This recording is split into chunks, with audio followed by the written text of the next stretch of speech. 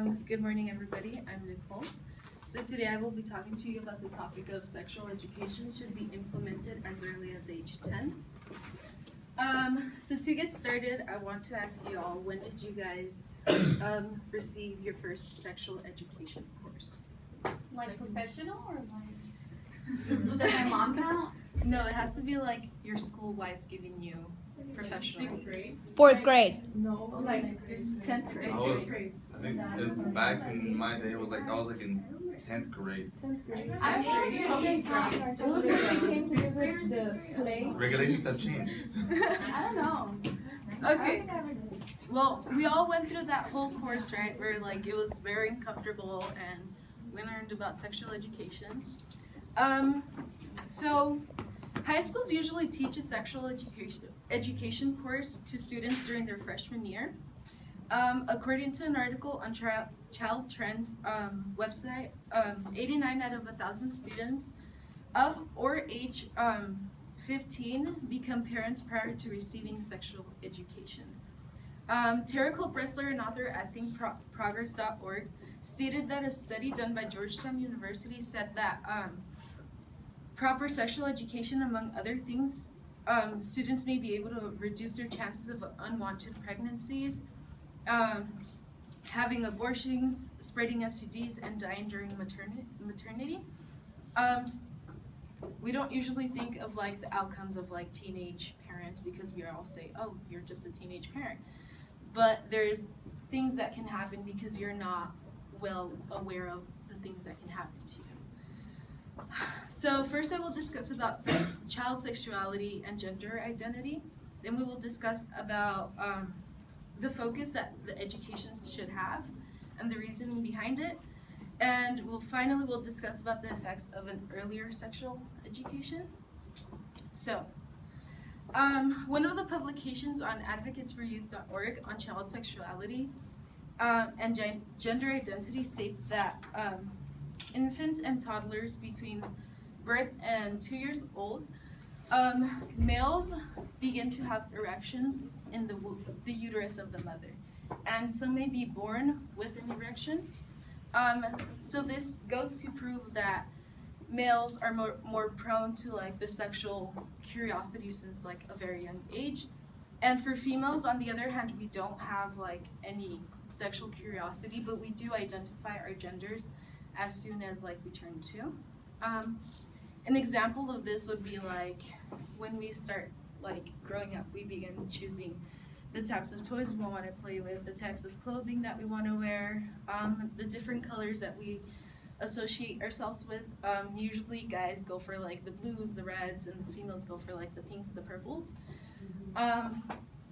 So then after that, you have a stage of 3 to 7 where children are more curious and they ask a whole mess of questions where they're like, why do you do this? Why do you do that?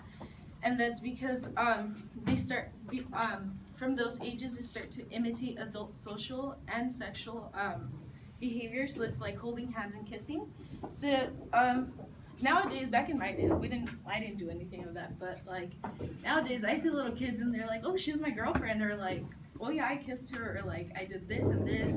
Or, oh yeah, I have a boyfriend over there and like I have another one here, because they hear their parents talking about it.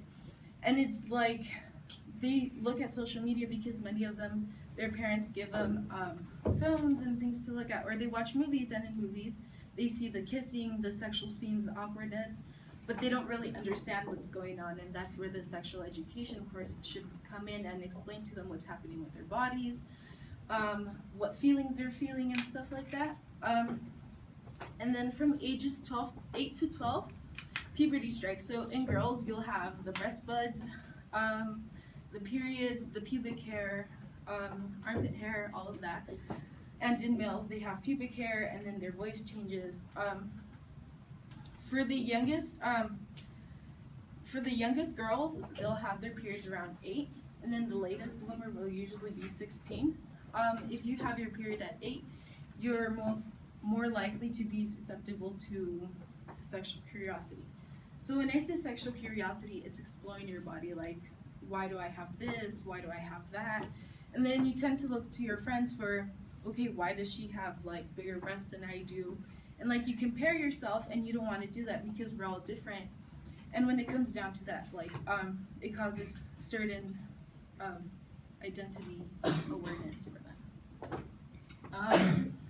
So the focus and reasoning of the whole thing for like the education, I believe that it shouldn't be just about abstinence, because abstinence right now is what usually is integrated, especially in the South, where it's so taboo to talk about sex and like, okay, you can't like understand your body because it's like you shouldn't be talking about it. So abstinence programs have shown to be inaccurate and ineffective.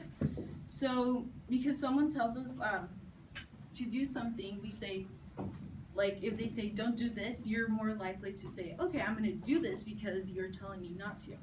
So there's a part of you that's always curious and you're like, okay, why are they telling me not to? Because like my mom says, curiosity killed the cat.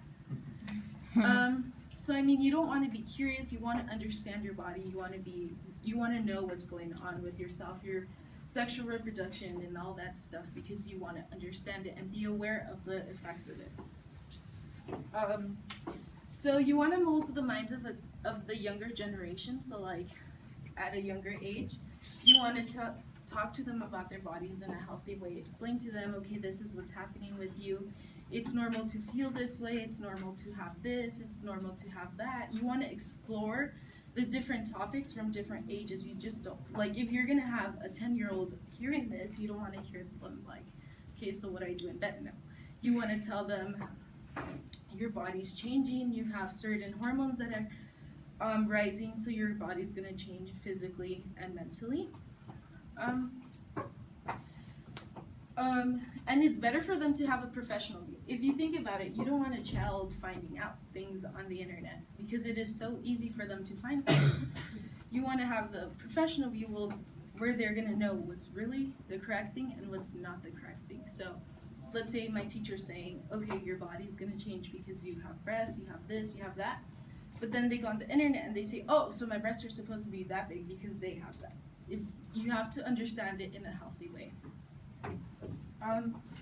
So you want to create children that have critical thinking, so they want to have a deeper understanding. So you want to explain to them the body patterns that will change, and like create an awareness of like teenage sex, because we might think of it as taboo, but if you really think about it, statistics show that people start becoming sexually active at the age of 15. So you want to make sure that you explain to them that they have to have protective sex with like birth controls and like condoms and all that thing, because you want to lower the risk of an unwanted pregnancy or an unwanted abortion because of an unwanted pregnancy, or to spread STDs and become prone to those, because it is a lifelong issue. Okay, so this is children. Basically, this is children. Like, they want to talk about it, but they're embarrassed to talk about it with their parents. So it's better to hear it from a professional, because they want, like, you don't want to fall under this category of it being taboo, because then it'll, like I say this again, curiosity kills the cat. It's one of the main things that sticks with me, because growing up I was always curious about everything and I just wanted to know, and everyone's like that, so it's normal to talk about it. I want to explain to you the effects of an earlier sexual education. So we want to lower the abortion rates because due to an unwanted pregnancy, many females feel pushed to do this because they're at a young age, they don't have a career, they don't know how to take care of a child.